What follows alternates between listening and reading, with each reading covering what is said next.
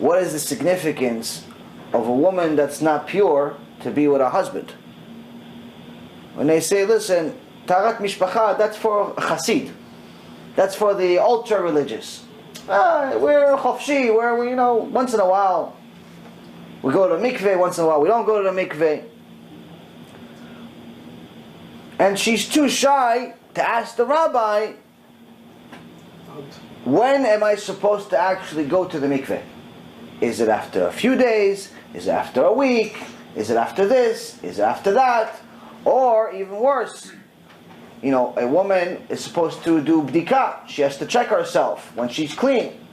Now in today's age, everybody's very shy all of a sudden.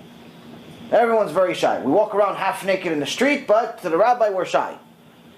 No one wants to check with the rabbi if it's pure or not, because again, sometimes something looks like blood and it's not blood, or sometimes it is blood, but it's blood from some type of a injury and not from the uterus. As a matter of fact, it's an amazing story, just to show you guys the wisdom of the Gadolei Yisrael. My Rav Ephraim, is also a rabbi that is an expert in Taharat Mishpacha.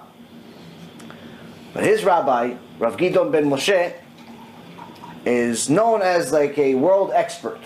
I believe Rav Ovadia Zechat Tzadik Livracha said he was number one in this particular field. He's well known in it. There's a couple of stories they said that happened. I actually verified with him myself. He says one time a woman came to him and she showed him the bdika, the piece of felt that had the blood on it, and she said, is this from an injury? Is this from the uterus? He looked at it. Moments later he said, immediately go to the hospital. Don't even go home. Take a first cab to the hospital. Because what happened? Go to the hospital immediately. She's showing him blood. I mean, if I showed you guys blood, you say, oh, it's blood. It's red. Maybe it's even food coloring. Who knows?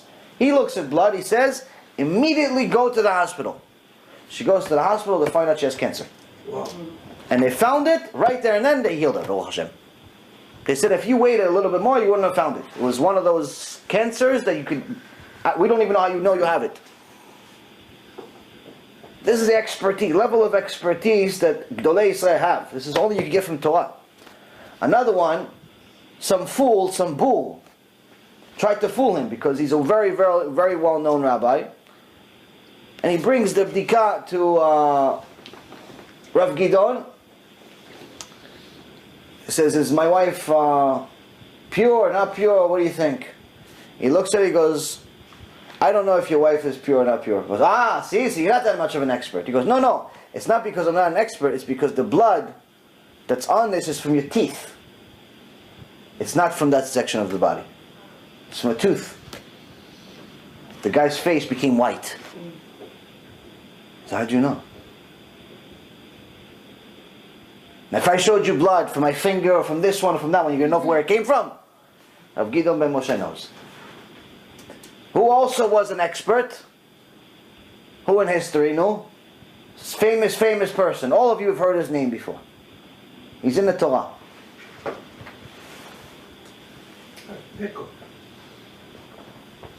David HaMelech. David HaMelech. King David also did this. So he said in the Tehillim to Hashem, while all of these other kings are laughing and joking, all I want is to be with you, Hashem. He's proud of the job he has. What job did he have as the king? That was actually his job. He would make sure that all of the women are pure to be with their husband. Now if a woman is too embarrassed to ask the rabbi, is she allowed to her husband, not allowed to her husband, then she could be making the biggest sin she could possibly make. According to the Torah, a man that's with his wife when she's not pure, it's a bigger sin than incest. It's a bigger sin than being with his mother. So it's very, very important for a woman to know when she's clean, when she's not clean. It's very important for the man to know how significant it is. Guys don't think much of this stuff. Like, okay, she has a period, she doesn't have a period, doesn't really make a difference to me. As long as she says yes, I'm okay. This is a problem. So when you're too shy to ask questions, too shy to go to the rabbi, it can lead to problems. Or for example, someone that doesn't ask questions in regards to different halachot, because they don't want to look stupid. They think that if they ask questions in a class or in a email or anything like that, like, no, everybody's going to know I don't know. It's better to look like a drunk your entire life in this world than to be a sinner in Hashem's world for even 1 second.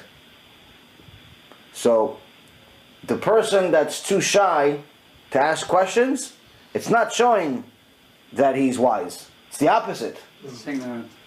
It's showing that you're ignorant. You don't realize how you're putting everything on the line. What? Just to show that? What are you showing exactly? You're not showing anything. So the reality of it is that if you have questions, you have to make sure to ask as many questions as possible until you know. You have books, you have rabbis, you have a million different ways to learn Torah today.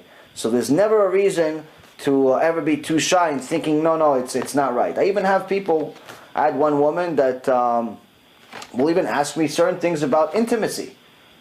And Baruch Hashem, she says, listen, I ask you because you don't know who I am, you don't know what I look like, so I feel comfortable that way at least. And generally I forward all the women to my wife to deal with. But there's certain people that will ask questions. They only want to deal with the rabbi, or sometimes they want to deal just with the rabbinate. But the point is that people will ask questions. I applaud those people. Because even though some of the questions may seem strange to some people, or they seem off, or they seem this, the reality of it is, it's better to look like a fool than to make a sin. And people ask all types of questions because unfortunately there's a lot of confusion out there. People don't know anything. And rabbis don't want to talk about it. Talking about intimacy is impossible for people. The fact that we made a shiur about wasting seed is like groundbreaking. People think it's like such a big deal. In reality, it's in so many books in Chazal that it's not like there's nothing groundbreaking about it. Or talking MUSSAR, telling people, listen, you sin, you get punished. You do mitzvah, you get rewarded. That's become like a chidush. So the reality of it is that we have to ask questions. We have to put people in a situation. Tell them, listen, if you're learning Torah, you need to have an answer. If you don't have an answer, then get me the answer. If not, why are you a rabbi? What are you learning all day?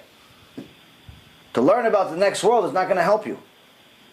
I need to learn about this world so I can survive.